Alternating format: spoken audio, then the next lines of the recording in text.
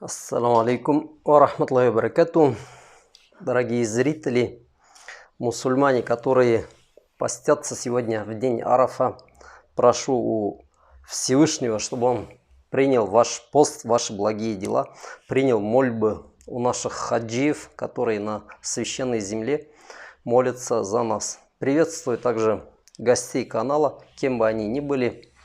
Если вы пришли с добром, с миром, и вам тоже мир, благ в этом мире и в том мире, и доведет нас Всевышний своим прямым путем. Аминь.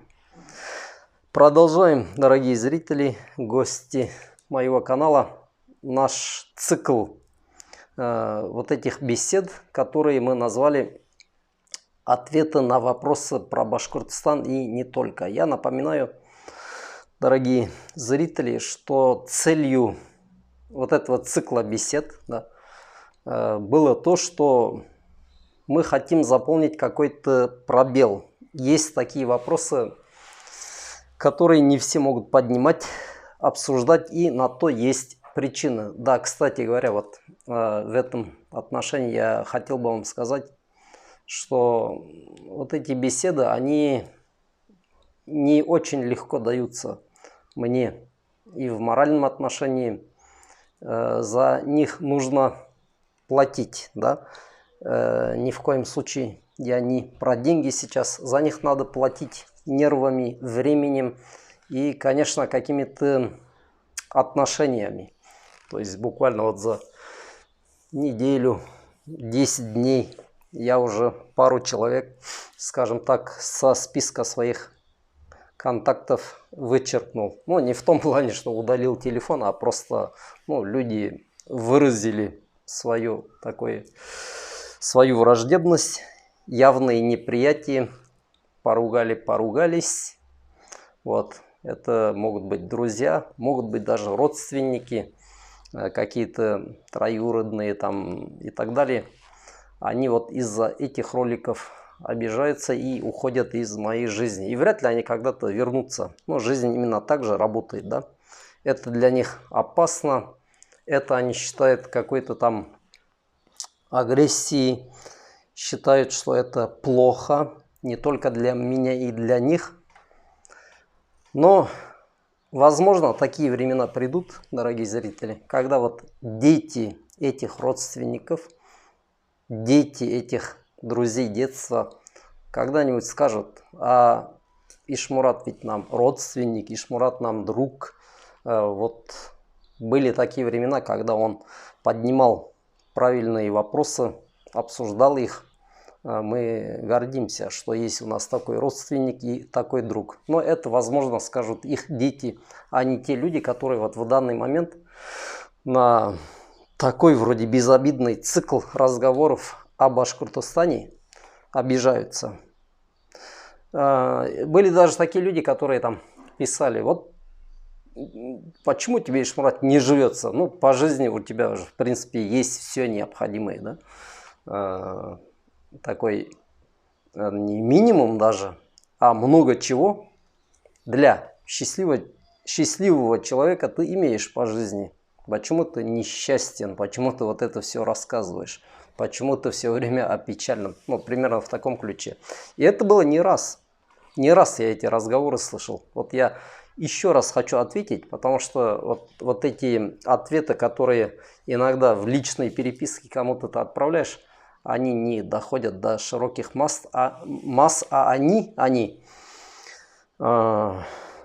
важны, вот эти ответы. Я сейчас поэтому хочу вот всем вам ответить. Смотрите, дорогие мои зрители, я счастливый человек. Хвала Всевышнему, я очень счастлив. И более того, почему-то так в жизни получалось, что я, можно сказать, прямо по дням фиксировал для себя вот это чувство, почему я счастлив. Почему я могу сформулировать, что вот на данном жизненном отрезке я счастлив.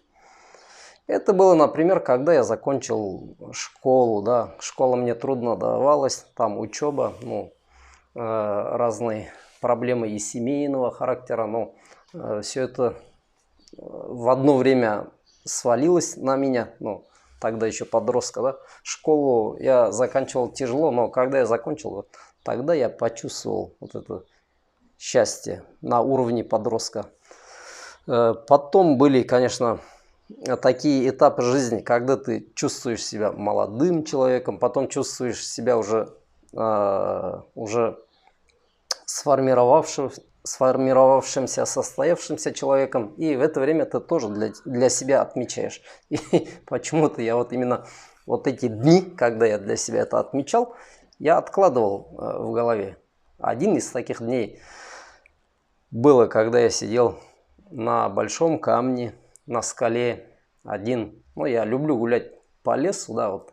Брал тогда еще ружье, ходил. Ну, в лес с ружьем безопаснее. Я не охотник, я не люблю охотиться, но когда идешь в поход с ружьем, это как-то, ну, не просто безопаснее, в этом есть что-то такое очень символическое и мистическое. И вот, сидя на камне, со всем необходимым комплектом туриста, там ружье рядом, костерчик. Вот, я тогда для себя очень четко сформулировал, почему я счастливый человек, и можно было про это даже статью написать, почему-то я тогда не стал. Поэтому те люди, которые приходят, начинают там, ну, как будто бы жалеют, на самом деле они пытаются унизить. Ну, не пытайтесь, это не получится, потому что то, что я чувствую, то, что я сейчас говорю, это реально искренний. Я человек счастливый. Если я где-то о печальном говорю, это вот с чем можно сравнить, да. Вот есть, например, такая профессия, как тренер. Если вы придете к тренеру в спортзал, у него в кабинете посидите, поговорите, вы заметите, что большинство разговоров там о том виде спорта, который он преподает, тренирует, да. Или если вы придете к какому-то врачу в рабочее время, в кабинет, там, тем более со своими проблемами, понятно, он говорит вам о здоровье, о ваших болячках, он дает вам советы, как избежать каких-то вот, трудностей, связанных со здоровьем. Но этот же врач или вот этот тренер, там, учитель, работник с проблемными детьми, неважно кто, он еще живет своей жизнью. И эта жизнь может быть вполне полноценной. Он уходит к себе домой, переодевается, да, у него жена, дети, они радуются. Может быть, он занят чем-то совсем не связанным вот с этой его основной профессией. И это ему тоже приносит большую радость. Может, он рыбачит, например, да? Вот, путешествует, может быть, книги пишет, там стихи пишет. То есть вполне счастливый человек. А так кто-то может сказать все время вот среди больных о каких-то болячках. Ой, какой же он все-таки несчастный. Нет, он не несчастный, это его профессия. Объяснять, преподавать, тренировать и так далее. Вот то же самое, вот эти циклы наших разговоров, дорогие зрители, воспринимайте. Вопросы, которые мы поднимаем, они могут быть неприятными, но они актуальны, они реально актуальны. И многие их сейчас не могут озвучивать, потому что если они озвучат, они себе нажмут проблем. А не говорить о них, да, это даже немножко может быть даже подло. Человек, который имеет представление и может что-то посоветовать, он обязан про это говорить. Но есть такой фильм, если как-нибудь найдете, посмотрите, называется «Жизнь прекрасна». Там такой сюжет. Отец с сыном попадает в концлагерь. И ужасы вот эти концлагеря, вы сами знаете, кто читал, интересовался, что может быть в концлагере. А вот этот отец, он сыну доказывает, что это просто игра. То есть вот это нас не мучают, это просто мы должны вот этот этап пройти, вот это соревнование. И кто пройдет достойно это соревнование, ему будет танк в конце. Его посадят в танк и он прокатится. Ну, у мальчика там была мечта, по-моему, что он хотел в танк сесть, прокатиться на танке. Вот. И вот весь фильм, такой сюжет, как он не дает этому мальчику вернуться, попасть в реальность. Да? В этом случае, именно как вот в фильме показано, это возможно, ну, хорошо. Человек спас своего сына от горя. Да?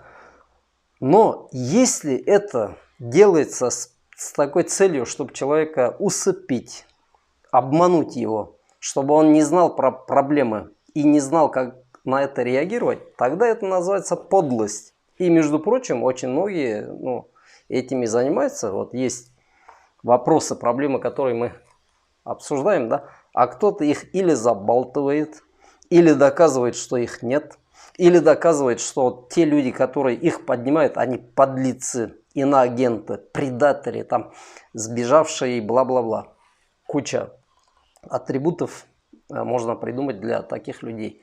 Но если люди не поймут правильно вот эти проблемы, тогда и реагировать они не смогут. Они будут жить в иллюзии. И про это мы еще сегодня скажем. Поэтому не воспринимайте, пожалуйста, вот эти разговоры как просто болтологию. Мы пришли почесать языком. Нет, это вызвано такой искренним желанием кого-то пробудить, кому-то открыть глаза. Вот, кстати, о неприятных вещах. Буквально вчера бурно обсуждал башкирский сегмент интернета, телеграма, суд, который прошел в Орске по баймакскому делу. Кстати, и по баймакскому делу тоже. Вот, есть такое мнение у некоторых людей, что упоминание баймакских ребят, баймакского дела именно мной никак делу не помогает, а даже вредит. На это я даже в какое-то время чуть не поверил в это утверждение. Но сейчас я отвечаю, что если мы вспомним, как работает судебная система, как люди отправляют в тюрьмы в путинской России, да, то мы поймем, что это бред. То, что мы эти вопросы не будем поднимать там, например, Ишмурат или кто-то другой не будет про них рассказывать, и тогда этим парням, осужденным, будет немножко легче. То есть их будет проще там отмазать, или что-то в этом ключе. На самом деле нет. Оно так не работает. Все уже дошло до такого уровня, да, когда во всех мыслимых и немыслимых грехах их уже обвинили. Поэтому в данный момент терять вообще нечего. От того, что я скажу, польза может быть больше, да. Я уверен, что будет больше пользы. Как минимум вы, как уже мы сказали, пробудитесь. А вред, какой я могу принести вред? Скажут, наверное, вот это же Ишмурат там их взбаламутил и так далее. Так они уже все, что можно и нельзя, уже сказали. Да кто я? С людьми, с какими-то мифическими людьми гораздо страшнее. Их уже спутали, связали, да, и доказали наивным людям, что это так, что их кто-то там взбаламутил из-за рубежа. Вот, и хотел обсудить вот этот баймакский кейс. Вот, прочитаем, что про них писали вчера. Суд в Орске по баймакскому делу приобщил тайный список потерпевших силовиков. Они под псевдонимами. То есть в Орске проходит суд по некоторым ребятам из этого осужденного списка. И вот фраза вот эта: тайный список потерпевших силовиков. Понятно, что там силовики же очень сильно, да, как будто бы потерпели там. И они дают показания вот как тайные свидетели. Много лет назад, когда мы проходили подобные дела, подобные горе, проблему переживали, да, один адвокат мне сказала: я первый раз, говорит, вижу такой беспредел, чтобы какой-то тайный свидетель чьих имен мы не знаем, да, кого даже не приводят, они дают показания. А как я тогда могу им вопрос задать? Я говорю, но тогда еще были такие времена, которые сейчас некоторые люди называют вегетарианскими. Типа вегетарианские времена, там еще адвокаты как-то могли повлиять, адвокаты могли спорить, требовать, чтобы эти тайные свидетели раскрылись и так далее. А когда вот условно уже пошла такая практика, что в соседний кабинет выходят и заносят листок с показаниями тайного свидетеля, адвокаты и вот опытные люди очень удивлялись. Откуда гарантия, что там кто-то вообще сидит? Может, вы сами это все написали? А вот так все руки разводили. А вот так оно, да, мы так решили. А почему он тайный? А он боится за себя. Он за свою жизнь боится. Вы же ему мстить можете. Ну, примерно вот в таком ключе. Короче, можно что угодно наплести, сославшись на тайных свидетелей. Странная практика была, но это где-то в 2006-2007 годах. Тогда, может быть, еще не мусульманский сегмент россиян жил своей жизнью, они как-то бегали там с адвокатами, что-то отвоевывали из своих прав. Но по отношению к мусульманам была совсем другая практика. Нас, на самом деле, давить, да, начали гораздо раньше. Кстати говоря, вот эта фраза, сказанная Путиным, мочить в сортире, о ком она сказана? О свидетелях Иеговы? Или о таких борцах с коррупцией? Об условных блогерах, которые там что-то сидят и плохое говорят про проблемы ЖКХ, про проблемы дорог, или там угорают над Путиным, да, там всякие... Ну, эти стендаперы. Нет, и эта фраза была сказана именно про мусульман. Ну вот они мочили, потом уже вот эта мочилка, она дошла и до всех вас. Дальше пишется, как сообщает спецкорреспондент канала «Аспекты Башкортостана» из Орска в 13 июня в ходе судебного заседания по событиям в Баймаке 17 января текущего года судья Александр Филатов приобщил к делу показания тайных свидетелей. Сказали, это силовики, получившие, как говорится в деле, телесные повреждения от рук фигуранта дела Ильшата Ульябаева и других. Судья зачитал список тайных свидетелей, и они проходят в процессе под псевдонимами Тор, Уран, поэт, токарь. Ну вот так вот. Что-то вы попадете под какую-нибудь компанию, и всякие там поэты, токари, там, я не знаю, черепа, скелеты будут давать на вас показания, и вы никогда даже не узнаете, кто они. Вот если бы адвокат знал, кто эти тайные свидетели, ну, опытные адвокаты очень легко раскалывают несостыковки в показаниях. Допустим, да. Ну, например, там, тебя кто ударил? Ильшат, например. А он в какой куртке был? Красный или синий? Раз. Синий. А вот видео, что он в красной, например, да? Предположим. И куча таких инструментов, опытные адвокаты их могут легко использовать, могут легко расколоть вот этих уранов, поэтов, я не знаю еще кого. Но раз они тайные, а как ты поймешь, правду они говорят или там чушь несут. Вот почему они тайные. Ну, короче говоря, это такой беспредел, да. Сразу такие ассоциации, как из книги Солженицына. Я думаю, если у вас нервов хватило, вы пытались ее читать, «Архипелаг ГУЛАГ», вот этот весь фарс, как там проходят дела, как людей обвиняют, как им что-то шьют, имел преступные намерения. То есть какие-то странные термины тогда придумывали коммунисты, большевики для своих врагов. Типа, ну, типа подозрение в том, что он имел намерение. Ну, это же вообще бред. То, что Оруэлл писал, вот Оруэлл реально отдыхает. У Оруэлла это просто как мысли преступления. Так это в России уже реализовывалось еще тогда. То есть подозрение, что у него есть преступный умысел. Но чем вот эти вот тайные свидетели, они отличаются сильно от тех большевистских процессов, сталинских?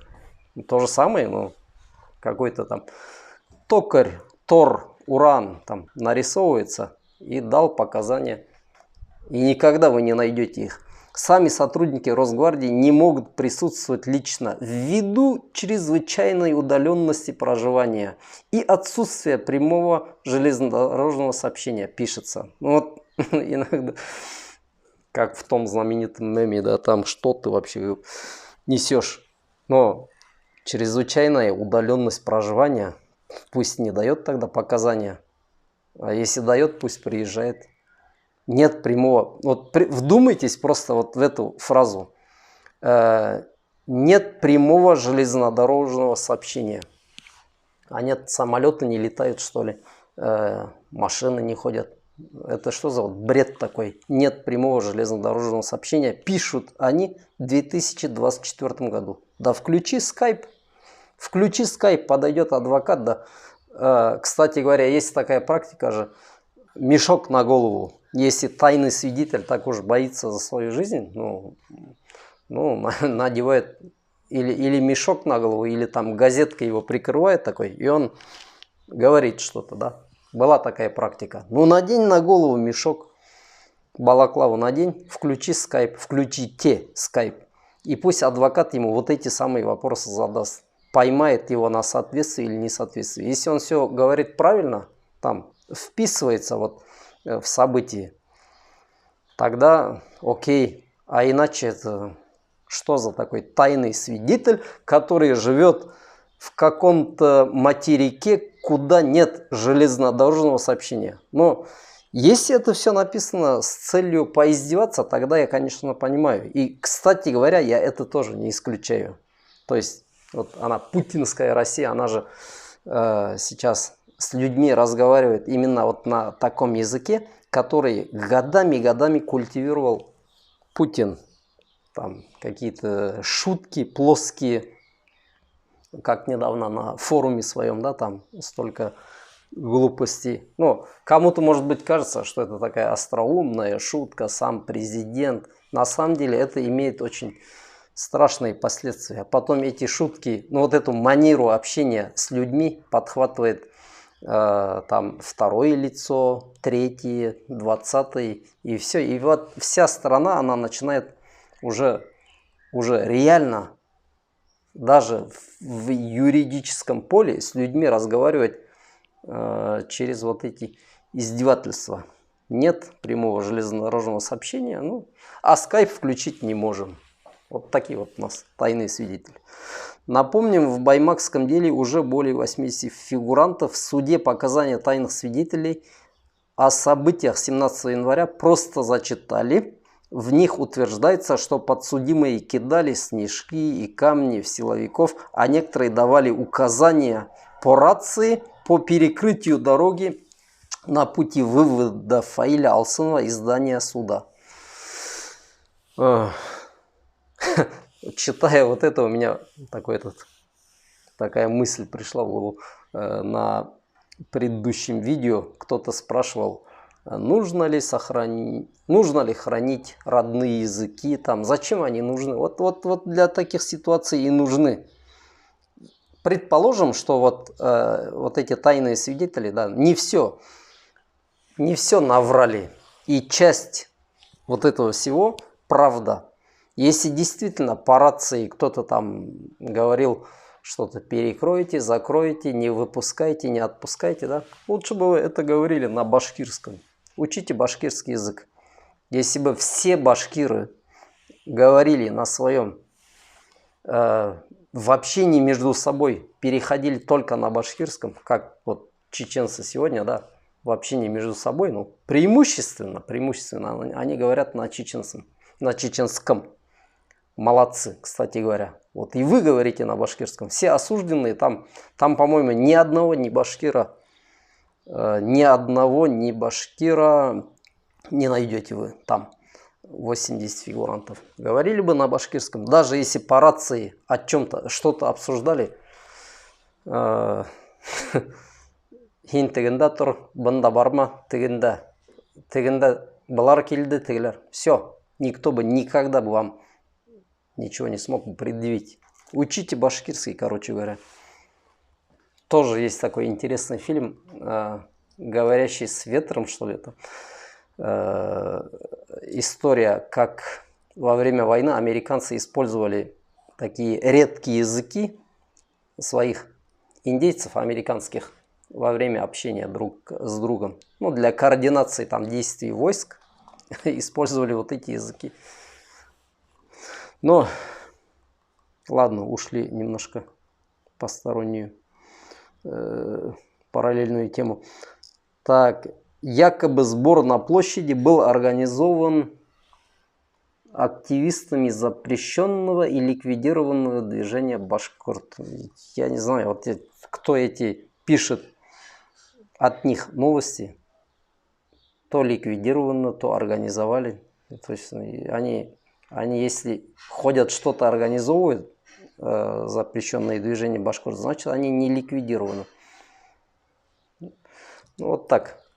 То есть просто взяли, приписали людей к... Надо же было какой-то запрещенной организации, да, приписать. Вот и взяли, ну понятно, куда можно башкир приплести. Приплели именно к организации башкорт. Хотя организация уже не функционирует, не работает давно. И они это объявили везде, дали понять, что нет башкорт. Вы сейчас людей, что ли, судите за то, что они когда-то были в каких-то организациях? Ну, судите тогда из ваших рядов каких-нибудь чиновников, которые в молодости тоже бегали. Ваш Рогозин, например, бегал, да, среди нацистов, зиговал где-то. Вот его привлекайте тогда. Ну, хотел еще вот прокомментировать комменты. Тавтология получилась. Комментарии к комментариям. Вот когда люди читают вот эти новости, да, вы найдете иногда такие предложения, такие мысли. Ах, куда смотрит Бастрыкин?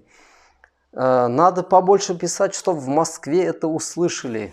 Надо там напрямую к Путину обратиться. Есть у нас, кстати говоря, в Башкортостане один такой знаменитый персонаж. Вы знаете, наверное, примерно на кого я намекаю. Постоянно в Москву там ездить с какими-то жалобами. У нас то, у нас все. Там просим принять меры, дорогой Владимир Владимирович. Вот, вы знаете, вот такие комментарии и подобную позицию некоторые же называют политическим инфантилизмом, да, ну, есть фраза такая, политический инфантилизм. Ну, вообще, наверное, своими именами вещи надо назвать. Это обычная житейская тупость. Это не... Если бы мы сказали политический инфантилизм, даже мы немножко даже возвеличиваем этих людей, возвышаем их мысли, что они все равно политически какую-то активность проявляют. На самом деле это тупость обычная. В смысле Бастрыкину? Так Бастрыкин и дает указания. Я понимаю, если бы это была какая-то тайна, например, да, мы бы жили в таком пространстве, где информация закрыта, как совок, например, да.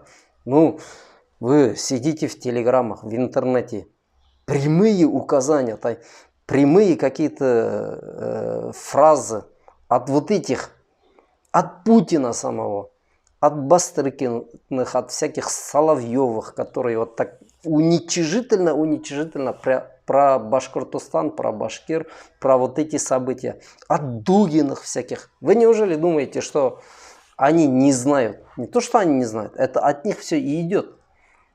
Я вот в Телеграме выкладывал пост, да, там все прекрасно, они отслеживают. Там Дугин писал про эти события.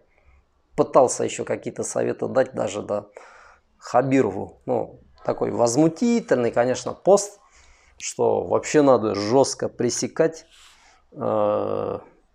Сегодня, так, значит, основная идея это русский мир, там, значит, какая-то центральный вопрос, как он там пишет, русская империя. Но по его мысли, башкиры должны за русскую империю идти погибать. А если кто-то про русских говорит плохо, он там такие фразы использует, ликвидировать, говорит, примерно как там главари узбекской диаспоры. Ну, я точно не понял, на кого он там намекает. Ну, по-моему, на какого-то авторитета. Ну, вот, то есть в несудебном порядке просто ликвидировать их, да. О, четко. Все прекрасно они знают в Москве. Дугины, вот эти, Бастрыкины, да все. Сам Путин в первую очередь. Вы же знаете, во время Куштау он тоже, ну, сидел, вмешивался. И вы пишете вот эти комментарии там, побольше писать, пусть Москва услышит, пусть там Бастрыкин примет меры, почему он этим занимается, этим не занимается. И что вот меня вынесло прямо, под вот этим комментарием 52 лайка. То есть, если кто-то лайк ставит, значит, он верит вот в этот бред, что таким образом можете решить вы проблему баймакских ребят. Так, еще. Так, еще. Завершая уже, немножко затягивается. Завершая, один вопрос тоже задавали, на него попытаюсь ответить. Вы, говорит, человек написал, упоминали, что надо смотреть какие-то ролики, какие-то фильмы для, ну, общего образования, да, чтобы понимать о происходящем. Вот те или иные ролики или фильмы, вот в этих беседах мы и упоминаем. Поэтому приходите, слушайте, и если что-то где-то услышали. Сегодня даже мы говорили, я уже пару фильмов упомянул, да? Мы упоминаем вот в ходе этих бесед. Если, ну, например, есть такой хороший канал Аркам ТВ. Я считаю, что для молодежи хороший контент он дает.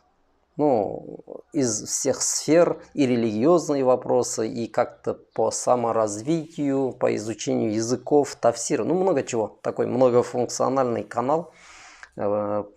Пусть, ну, можете считать это небольшой рекламой, хотя я сам там много не сижу, но знаю некоторых участников. Аркам ТВ, религиозный контент, про какой-то экономический, политический контент, аналитику. Можно вот упомянуть Несмеяна, Анатолий Несмеян. Понятно, что есть у него, конечно, какие-то нотки исламофобские. Примерно вот в этом ключе он, потому что работал тоже, работал в этой сфере, писал, изучал, там сирийский вопрос тоже в том числе изучал.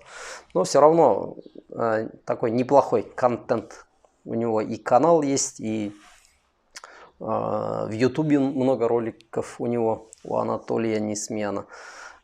Кстати говоря, вот я так хаотично наобум говорю, то что успел вспомнить. Есть хороший канал «Полезные знания» называется. Я иногда перепост делаю. Полезные знания, там аватар увидите, там один флаг и кулак нарисован такой. Да. Полезные знания, очень хороший канал, рекомендую. Ну и во всем остальном, наверное, можно с разных мест брать.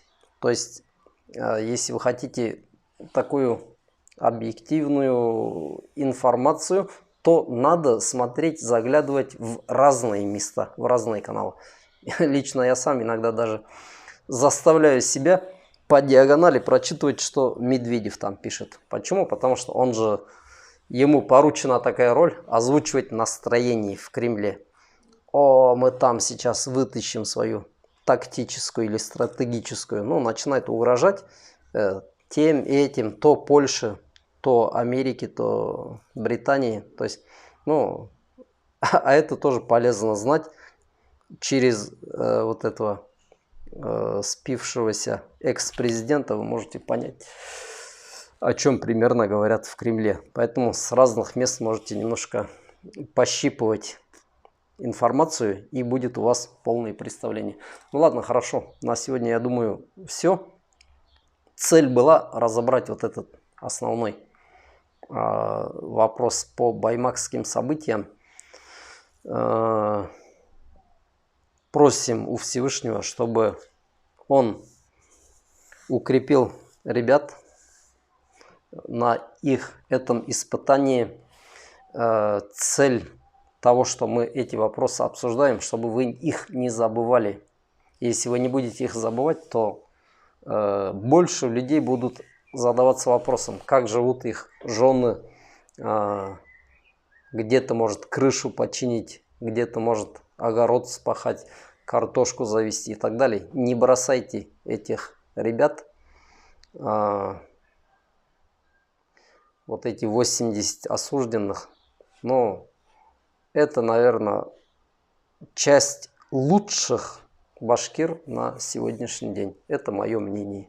Кто-то, может, будет спорить, но я никому не навязываю свою. Ладно, ассаламу алейкум ва рахматуллах.